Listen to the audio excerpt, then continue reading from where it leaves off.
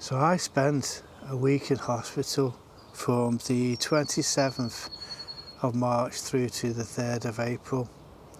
And all the time that I was in there, I was thinking to myself, if I come out of here with all my faculties still in order, then I'm going to be doing a lot more of this filming. Just because you just never know when that ability is going to get taken away from you. I really did run me luck during those, especially the first 5 days in the evenings. I really did run me luck those days. So what I thought, well, what kept me going was, right, as soon as I can, I've taken a couple of weeks just to recover. As soon as I can, I'm going to start putting together, I did a video, quite a few clips back in September and October, and this is that video. Finally put it together, and this video is called Neglected, and I think that's quite apt for the position of where I was just a couple of weeks back. So I hope you enjoy it, and what I will do is cover more about that in my next video, which is going to be called Salvaged. Again, I have plenty of time to think up these titles. So yeah, I hope you enjoy it, and here it is. It's been a long time in the making. Hello. Oh! Hello and welcome back, and that is not a good start. So welcome to a neglected garden. These are definitely ready to be picked. Right, so I've left this garden probably for a couple of months now. I haven't been filming for a couple of months. I've just taken a break. Everywhere is a jungle, but there's also plenty to harvest. And let me show you around before I start harvesting, because there really is a lot to harvest.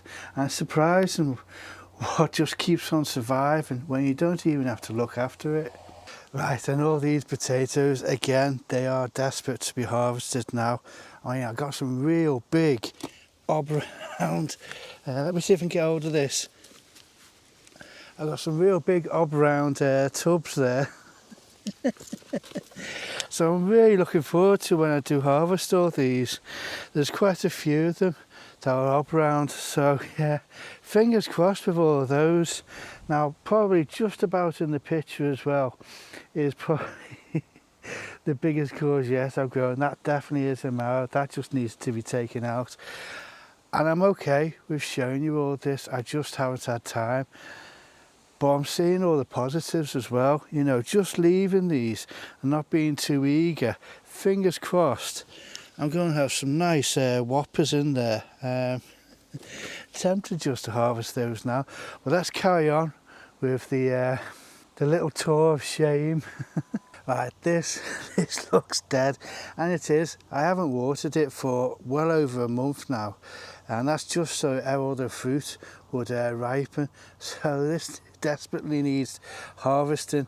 There's plenty on there.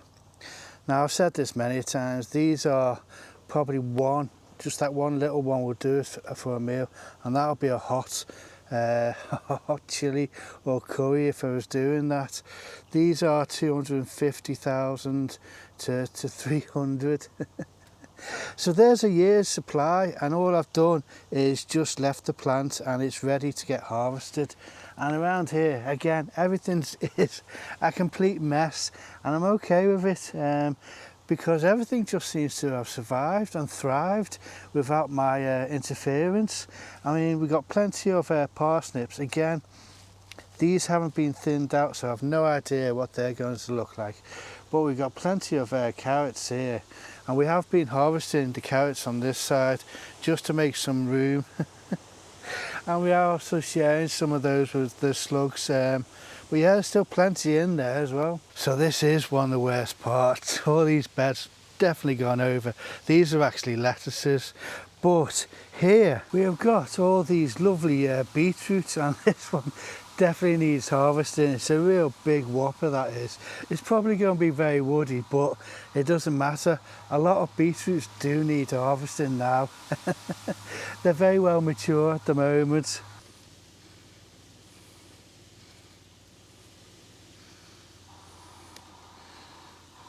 Now I know this really looks a mess, because it is, it's a mess. Now I've left it, I've not had the time, like I've said, I've just not had no time at all. But what it does mean I've got all these foxgloves and forget-me-nots that are nicely grown away. And what I can do is I can just pull up a real nice big clump like that. I can then pot those on around the garden then. So this is more of a nursery bed. That's the excuse I'm giving at the moment. So I can literally just pop those around the garden, or I can just leave them here till I'm ready. I am going to really tackle this in either this video or the next video, maybe the one left of that, but it will get tackled.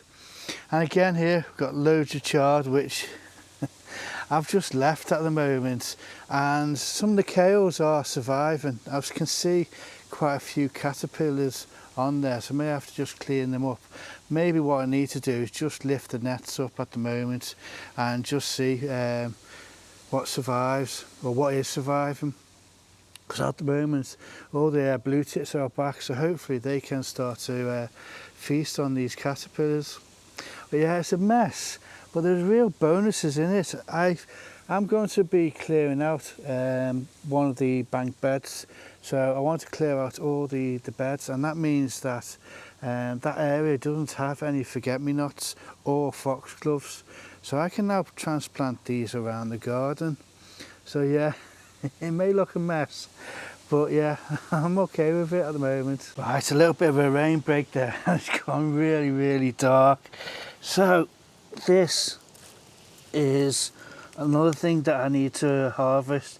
Just got to be careful it doesn't break off just there. Yeah, I have something nice. Oh, well, first, with these apples and this high wind at the moment, I'm going to start off with the apples. But look at this. This is another thing, just leaving everything. And this is just a volunteer. It looks like a house tomato. So that I'm also going to pot on now and bring it inside. But yeah, I also need to really tidy this up, clear it all out, and get ready for the next stuff to go in. It's a bit precarious underneath here, especially with these high winds at the moment. What I am going to do is start to harvest the rest of these apples before they all come off in this high winds. And there's plenty still to go at. We've had so many just fall, especially in the last couple of days with the high winds that we've had. So what I'm going to do is, off camera, is get the ladders out and see what I can harvest. Right, well there you go, that's a little start. There's plenty on the ground here, and I will go through them, and I've been going through them as they've been falling. They don't all fall with a big thud. And what I'll do is I'll just leave any of the bad ones at the moment, but I've also been storing quite a lot of them. And what I'm going to do is, as it gets more colder, I just start putting them back out again, because the blackbirds really enjoy them. As you can see in the background, since I last filmed, it's just got even worse. You know, 2 weeks again, just leaving the garden as it is.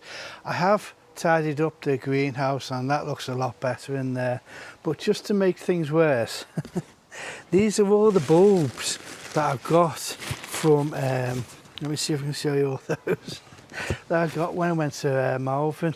I got so many different scented daffodils, Pacific Hunter, what we got, Hunter Morn, then I got Polar Hunter as well. So they're all nice smelling daffodils, and they're going to go over there once I tidy up all that.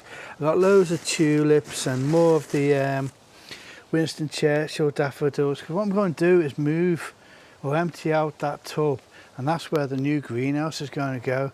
So again, I've got more jobs to do over there. So I think I best crack on with the squashes. Oh, before I do, I'm just putting it off. I've put it off for the last 2 weeks. We're actually away, we were in Scotland, and we had a heavy frost. I was thinking, oh no, I haven't harvested those squashes. But hopefully they'll be all right. So yeah, we've got loads of tulips as well. That's we've got 10 of the marriage, and what I've done is when I was walking around I actually wrote down the height so I actually know which ones they are as well. We've got Pink Star, Royal, Virgin, which is a white one, and what we've got Angelic as well, and Mount something, I can't read my writing. So they're all going to go over there as well. So hopefully in spring this place will be tidied, sorted out, and we're going to have a whole load of nice smelling daffodils and the tulips as well. Right behind me, I'm trying to hide it, the camera angle, is all the apples that fell after I picked those. We had quite a few storms, so what I'm going to do with those is I just bag them up, store them around the shed, and then just bring them out later on in the winter time, because the blackbirds thoroughly enjoy those, especially when the pond's frozen. So yeah. Now I know you're supposed to cut at the ends and here as well, but the vine is pretty well dead now. I mean, the whole idea, well, that's not looking that good. I'll clean that up in a bit. The whole idea is just so that if you do get any infection, it's going to be at the start where you cut it and not actually on the I'm going to say stalk there. So yeah, look at the size of that. Now I've got to say again, thank you to Jane at Jane's Growing Garden for the seeds. These are blue banana Hubbard Guatemala. I think it's Hubbard. Blue banana Guatemala. And look at the size of that. That's a monster, that is. We do a lot of these batch cooking now for the soups, and that'll do one real nice batch of soup that will do. Really pleased with that. Now when I had them in summertime, again I'd left them grow a bit wild, is you'll see just after it, I think it was about here, I started to put down additional roots. So that's one thing I'll learn for next year, is make sure they're on this area here, because it was over here, and what I did do is it sort of affected the next one on the vine. It's just shriveled up and gone, so I lost one just because I pulled up the root when it was over there. So what I've done here now, instead of putting any membrane down, it's just purely wood chip, just to allow them to get those additional roots in. It looks a mess as well. I've got so much to do, but I'm really pleased. As I go round, at the background you may see them as the straw flowers and all the other flowers, and I'm just picking seed heads all the time. It's great, that's free seed. So there is bonus for just leaving the garden to its own devices. Right, I'll bring it back and to do all the others.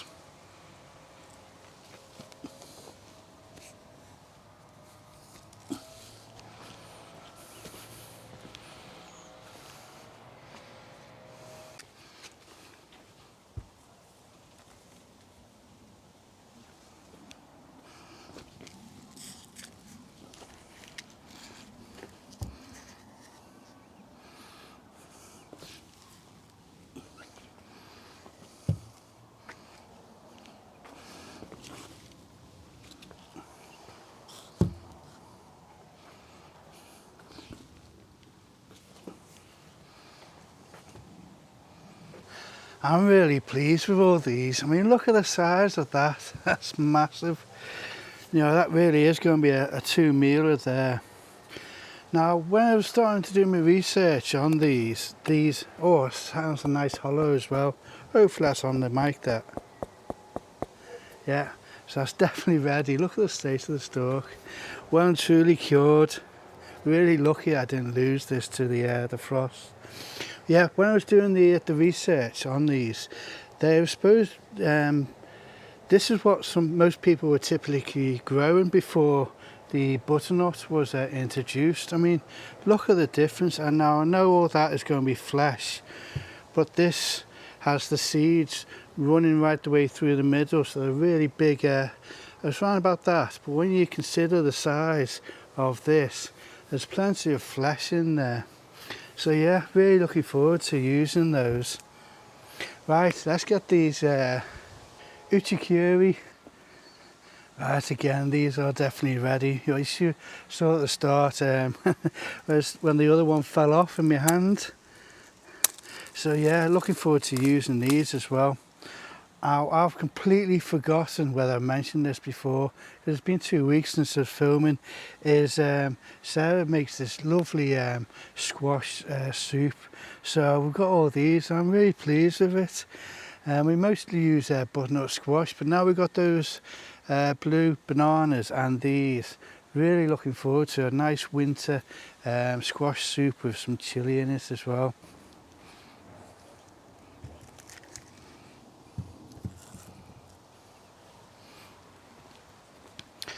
Right, there you go. That's a real good haul, that is. Now what I need to do next, because I was talking about chilies, is actually harvest all these. I've been saying it for so long, but they are definitely ripe now. Real nice white these are. So there's a fair few meals on here. Right, I have been a little bit fussy and I will go through those again. But look at all of those. That's quite a lot of meals. That is well worth it, that is. Like I said many a time before, I'm always repeating myself now. These really are hot, and that's more than one meal, that is. Probably about that size is one meal for us, you know. So there's a couple of years supply there, just loads. I will wash my hands after this. Now, because this video has been going for, I think it's about 6 weeks. These are what the jalapenos that I picked, probably around about 6 weeks, and they're not faring too well. I really do need to use them up. But look at all those. Cowboy candy definitely got be made over this next weekend. Right, so while I'm washing my hands, we'll go down to the greenhouse next. Now, like I say, it has been over a 6 week period, maybe even more. So this is any clips that I've done that far ago, they're going to get inserted now. But before I insert any clips, I was just thinking this really does bring a smile to my face. You know, when you haven't been out in the garden, you haven't been harvesting that much, we've just been doing carrots at the moment. So to harvest all these, I know this was 2 weeks ago, to have all these, all those squashes, then all these chilies, you know, like I say, that's a year's supply, well over a year's supply of meals. And then to try for the first time the cowboy candy, and look at all these colours as well. We've got red, white, orange, that is a vibrant orange, then all these squashes. And I do hope, because they are different colours, the different shades, that they're all true Guatemalas. But yeah, and these the reds and the greens of all these, it really has brought a smile to my face, and it's been a real pleasure to do this today. And the abundance in here is just coming to an end now. I've just done another pick of tomatoes and be making another sauce. That's the Ethel Watkins. I'm really pleased with that.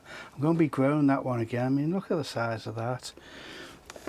That's been my most productive plant, and I'm not actually going to grow the Grushovka again next year. I'm going to do more of the Ethel Watkins because that's been really productive. There's some real big tomatoes on there. So yeah, everything's coming to an end in here, and what I'm going to do is start looking around, seeing what I can cut back, because while everything's coming to an end, I've got all these to start potting on, so I do need the room. I've got to make a little bit of a sacrifice for some of these.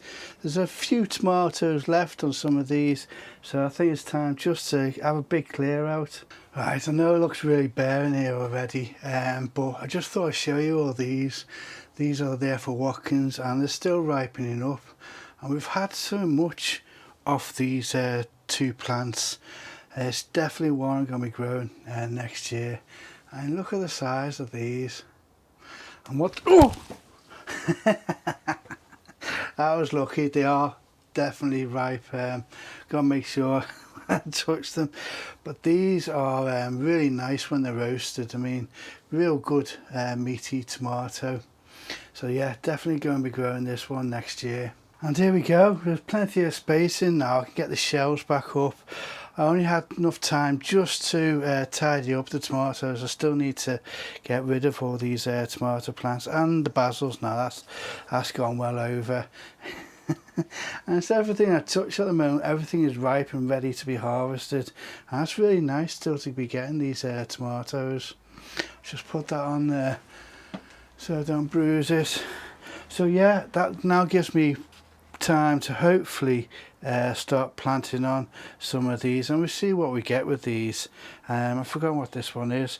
Yeah, Southern Giant mustard. So hopefully I can put these on and get them on the shelves, and we'll see what we get. And it is whatever we get is what we get. I'm just glad I've got some space in here again now.